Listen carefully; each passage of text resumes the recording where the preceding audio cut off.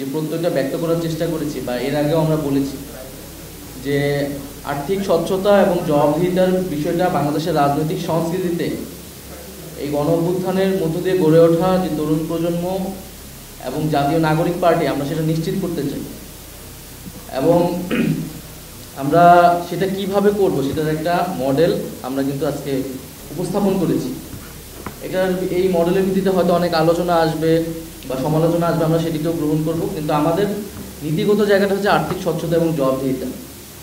এবং বাংলাদেশের ইতিহাসে একটা 3 মাসের রাজনৈতিক দল হিসেবে আমাদেরকে যতটা প্রশ্ন কিন্তু সম্মুখীন হতে হয়েছে এই বিষয়গুলোতে, এবং আমরা কিন্তু সাধুবাদ জানিয়েছি এবং সেগুলোর উত্তর আমরা দেওয়ার চেষ্টা করেছি।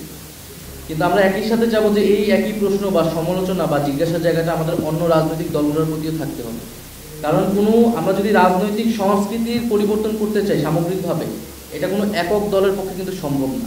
আমরা একটা ইনিশিয়েটিভ নিচ্ছি আমাদের নতুন দল হিসেবে, এবং আমরা চাবো যে আমাদের পুরো রাজনৈতিক সংস্কৃতিতে অন্য রাজনৈতিক দলগুলোতেও এই আর্থিক স্বচ্ছতার বিষয়টা আসতে হবে। যদি সকলেই আমরা সেই প্র্যাকটিসটা নিয়ে আসতে পারি, তাহলে বাংলাদেশের রাজনৈতিক সংস্কৃতিতে একটা গুণগত পরিবর্তন হবে। কারণ বাংলাদেশের রাজনৈতিক সংস্কৃতির যে পেশি শক্তির ব্যবহার, যে চাঁদাবাজি, টেন্ডারবাজি, এই সব কিছুই কিন্তু মূল জায়গাটা হচ্ছে অর্থ। কারণ আর্থিক স্বচ্ছতা রাজনৈতিক দলগুলো কিন্তু প্রকাশ করে না।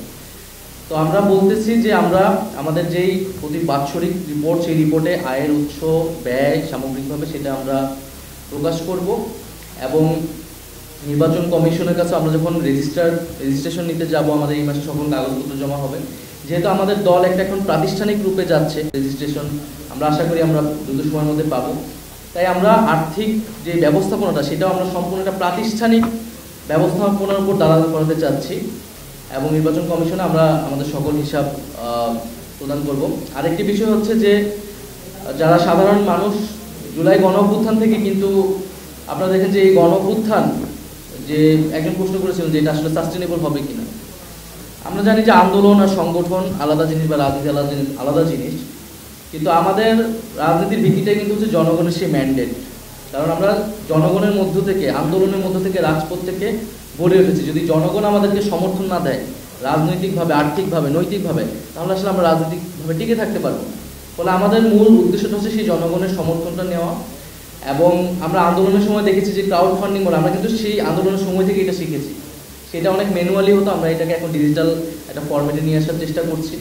আন্দোলনের সময় কিন্তু পুরো আন্দোলনটা আমরা পরিচালনা করছি ক্রাউড ফান্ডিং মডেল, এই ক্রাউড ফান্ডিং থেকে, গণচাঁদা থেকে।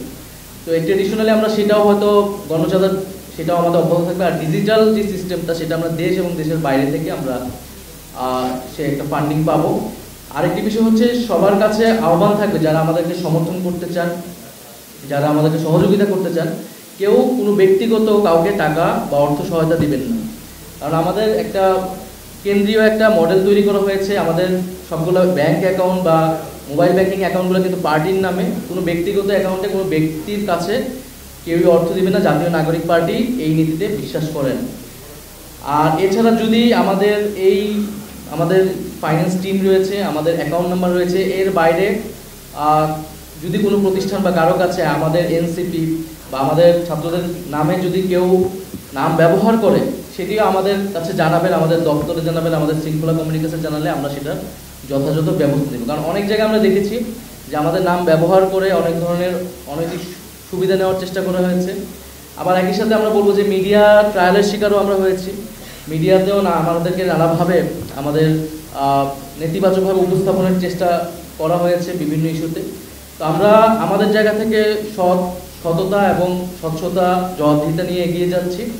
আজকে আমাদের সেই মডেলটা আমরা উপস্থাপন করেছি, এবং আমরা আগামী দিনে এটা শুধু আপনাদের আজকেই শেষ এরকম না, আমরা প্রতিনিয়ত আপনাদের এই জবাবদিহিতার সম্মুখে থাকব। আমাদের কর্মসূচি এবং যারা আমাদেরকে টাকা দিচ্ছে, যেহেতু জনগণ আমাদেরকে টাকা দিচ্ছে, এই টাকাটা আসলে কোন খাতে ব্যয় হলো, কীভাবে ব্যয় হয়, সেটাও জনগণের জানার অধিকার রয়েছে। আমরা সেটাও কোন কোন খাতে ব্যয় হয়েছে সেটা আমরা জনগণের সামনে উন্মুক্ত করব। তবে সর্বশেষ আমি বলবো যে আমাদের সামগ্রিক দেশের রাজনৈতিক সংস্কৃতি পরিবর্তন করতে হলে অন্য দলগুলোতেও এই আর্থিক স্বচ্ছতার বিষয়টি নিয়ে আসতে হবে, এবং নির্বাচন কমিশনকে এটার জন্য কঠোর হইতে হবে। কারণ নির্বাচনের সময়ে কিন্তু অর্থ এবং পেশি শক্তির একটা অপব্যবহার আমরা দেখি। তো নির্বাচন কমিশন সেই কঠোর আইন তৈরি করে এবং সেই আইনগুলো যথাযথ প্রয়োগ করলে বাংলাদেশের রাজনৈতিক সংস্কৃতি ইতিবাচক পরিবর্তন আসবে বলে আমরা মনে করি।